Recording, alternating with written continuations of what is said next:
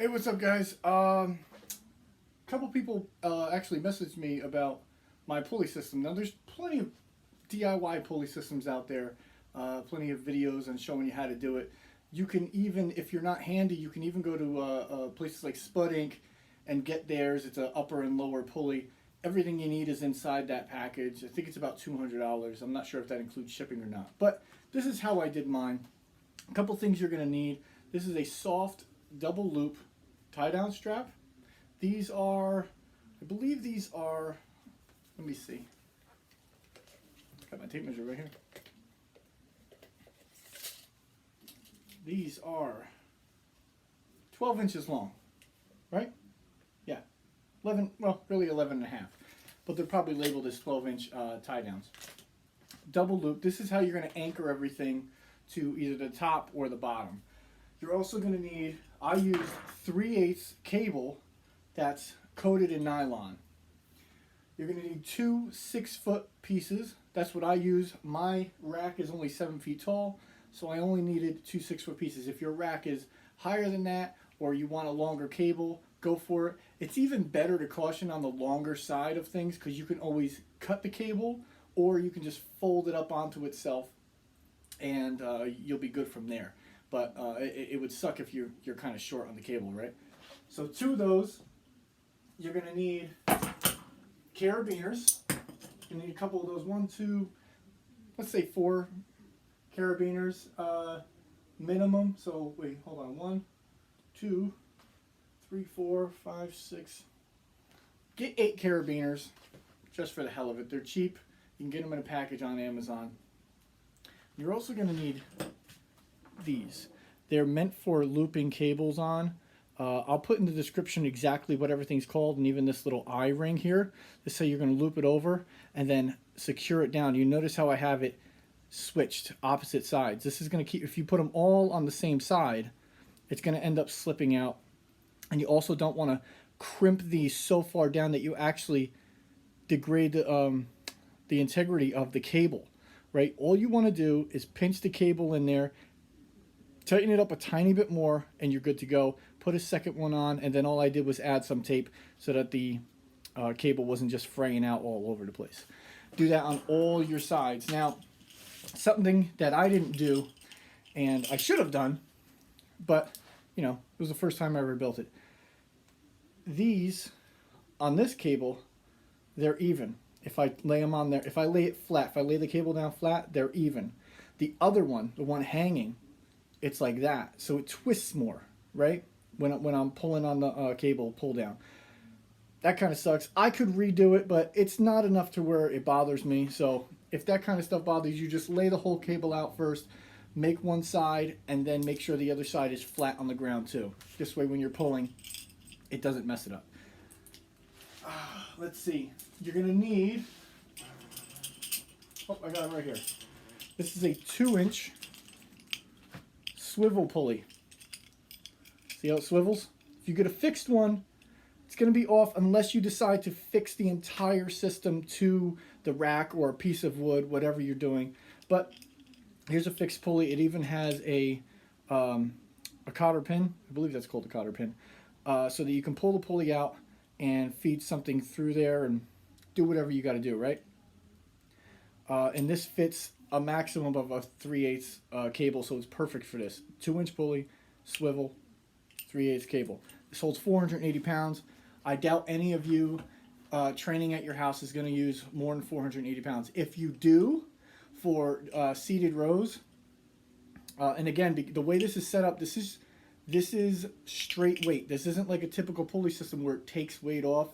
So at the gym, you'll notice you'll have 300 pounds on there, and it's really only like 220 pounds because the way it's set up.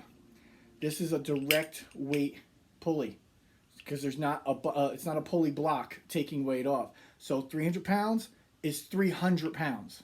You're going to get a hell of a lot more out of this than you are a cable system at a gym. Now, where was I? But yeah, if you do use more than 480 pounds, say you want to use it for a belt squat, right? You want to have a setup like that. I definitely suggest getting the size up that hold, I think it's upwards of like 700 or even 1,000 pounds. which is well worth the investment. They're like $20 each, but hey, for that price, it's never going to break. And after that, right, cotter pins, cable, swivel pulley, tie downs, you are going to need, that just fell out of nowhere, you're going to need something to put the weights on, right? This is from Rogue. You can get these pretty much anywhere. They're about $25, then shipping and stuff like that. It's a loading pin. Mine is an Olympic size loading pin. If you don't have Olympic size plates, you can use the standard one. They have standard ones. If they don't have that, you can get a longer version of this and then put a carabiner on the one end. I'll show you what that looks like. Carabiner on the one end, and then what'll happen is you put the weight on here and it'll sit on there. It's not going to be as sturdy, it's not going to look as pretty, but it'll still work. So if you're strapped for a little cash, you don't want to spend the extra 25 bucks, there you go. Other than that, this is how you're going to tie it up there. I'll turn this up a little bit so you can see. Actually bring you a little closer. Hold on, we're going for a ride. Here's the tie down strap. You can see that I have it hooked up to the top with a carabiner hooked right up to the pulley. I fed the pulley through. I actually fed the pulleys through before I even made the eyelet here, but because it has the cotter pin, you don't need to. You can take the pin out and feed it through afterwards. But all you're going to do is run it through the loop like that.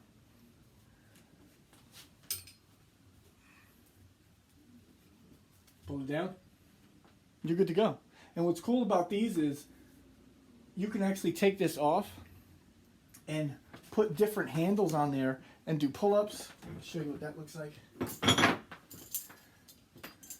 Pull-ups either by grabbing that, which is normally called a towel pull-up, but that'll really kill your grip. Take the carabiner off first in case you slip.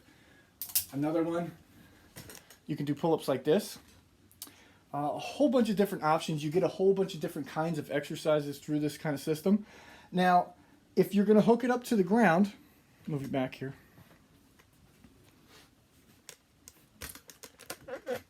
If you're going to hook it up to the ground to do the lower pulley system, you're going to need a crossbar. If you don't have a crossbar on your rack, you can use, these are Hammock daisy chain straps. They're called daisy chains because it has a whole bunch of loops. I believe it's every 2 inches there's a loop. And what you can do is you can feed that through the bottom. I'll show you what that looks like.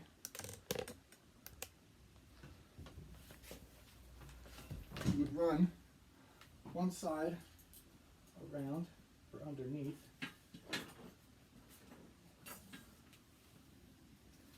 Loop it through just like you did the tie-down strap on top. And then you would do the same thing on the other side.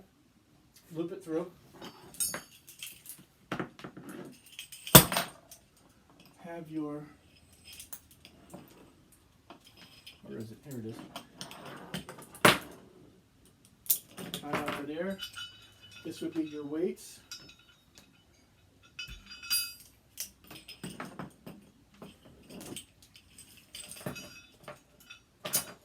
Hook that up.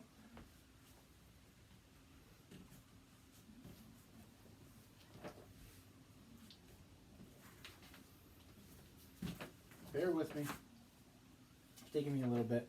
And in order to tie the other side down, I use a carabiner to just lock it in place.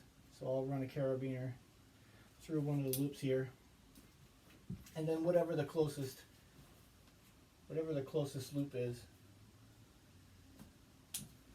it ties in. Now it's going to have slack in it, but that's okay because it's still, this thing holds well over 1,000 pounds. This tie-down strap, and then you clip the pulley to there, and now you got a low pulley. You can see it pulling up.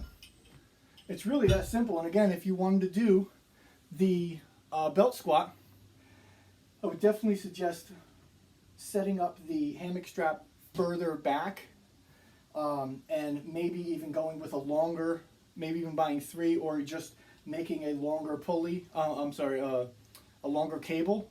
This way you can have a pulley here, and then maybe even a floor pulley hooked up somewhere down here so that it comes straight up and you're not in the way of the weight swinging around. Now, if you have a problem with the weight swinging, you can also do a way. I have a way of actually. I know I'm moving the weights around, or the camera around a lot. Sorry, but I want you guys to see everything. A way that I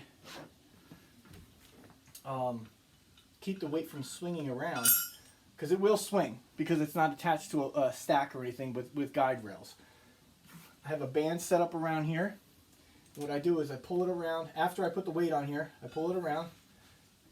I put it on here. And as I pull up, if it comes this way, the band pulls it back that way. That's one way. That works great for me. Another way is if you can attach the band to the bottom, it'll pull it straight down.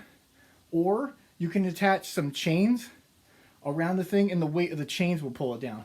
I like this way better because, like I said, for my setup, when I doing pull downs, and hold on, let me bring you back.